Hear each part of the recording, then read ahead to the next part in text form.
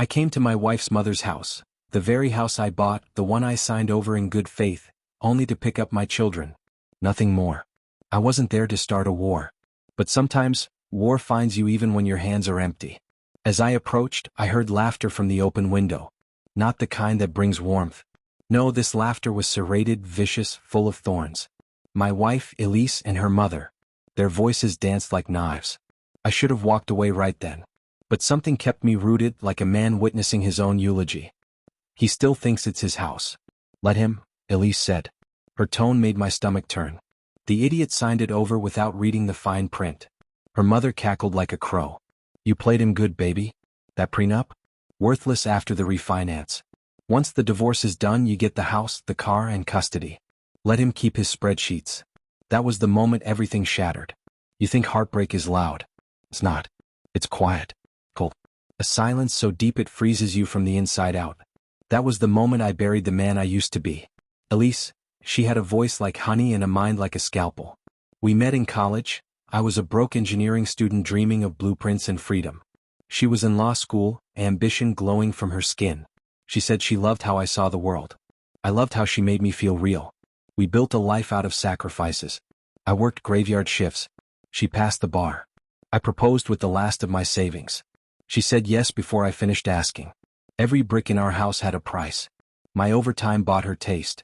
Her mother moved in for peace of mind. I signed the second deed over without flinching. Love, I thought, was trust. But it wasn't trust. It was camouflage. And that day beneath the window, I realized I had funded my own betrayal. I didn't storm in. I didn't scream. I left. Calm. Measured. Rage is loud. Vengeance is silent. I wasn't going to lash out. I was going to dismantle her world brick by brick. Phase 1, silence. I let her believe I was still the doting fool. Still the man who brought her coffee each morning. I installed surveillance software on the family laptop. Remote access. Hidden backups. She planned everything on that machine. It was like watching a crime unfold in slow motion. Emails to a divorce attorney. Drafts of abuse allegations. Scripts for friends to fake incidents. Her mother was her co-conspirator, coaching her like she was preparing for a courtroom battle. I didn't just watch. I documented. Dates, times, metadata. I transferred funds into offshore accounts. I bought hidden camera pens. I funneled income through a shell company registered in my cousin's name. On paper, I was barely making minimum wage. She never noticed. She was too busy scheming. Phase 2, legal. I hired a lawyer so sharp she could carve through steel.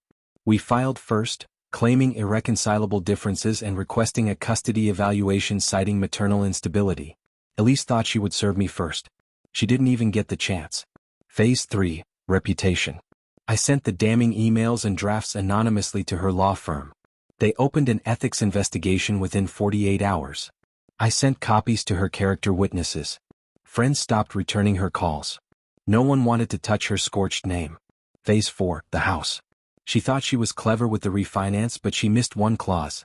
If fraud or malicious intent is proven during the marriage, ownership reverts. My lawyer filed the motion 2 days before the hearing. Her mother received an eviction notice before Elise even saw the courtroom. We met in a restaurant that wore class like perfume. She thought it was a peace talk. She sat across from me, calm, confident, wearing that arrogance like a tailored dress. Let's settle this amicably, she said. I smiled. Slid a folder across the table. She opened it. Pages flipped. Then froze. What is this? Your playbook, I said. The one you wrote in ink. Her hands shook. You hacked me. No, I said, sipping my drink. You left the door open. I just walked in. She looked around, desperate for a lifeline. But there were none. Her mother was already packing. Her firm had suspended her license. The court had reviewed everything. Her lies, her plans, the videos of her admitting to manipulating the system. Her mask fell off, and for the first time I saw her for what she was, a hollow architect of ruin. That night I picked up my kids. They smiled, asked for ice cream. I said yes. I always say yes. Now the house is mine again. But it doesn't feel like before. It feels cleaner, lighter. Like the air after a storm.